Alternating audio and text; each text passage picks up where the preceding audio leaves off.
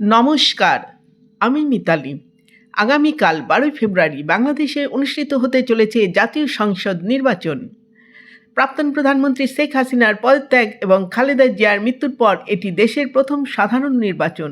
১৯৯১ থেকে ২০২৪ সাল পর্যন্ত এই দুই নেত্রী বাংলাদেশের রাজনীতিতে প্রভাব বিস্তার করেছেন।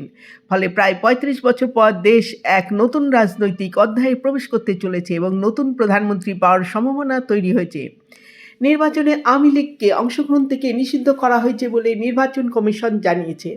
২০২৪ সালে ছাত্র বিক্ষোভের সময় সংঘটিত হিংসার ঘটনায় দলের ভূমিকার অভিযোগে এই সিদ্ধান্ত নেওয়া হয়েছে। রাজনৈতিক বিশ্লেষকদের মতে এই নির্বাচন শুধু দেশের অভ্যন্তরীণ রাজনীতির জন্যই নয়, বরং দক্ষিণ এশিয়ার কূটনৈতিক ভারসাম্যের ক্ষেত্রেও অত্যন্ত তাৎপর্যপূর্ণ।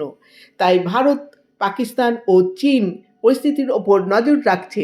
নমস্কার, ভিডিওতে একটি সাবস্ক্রাইব, লাইক ও কমেন্ট করুন।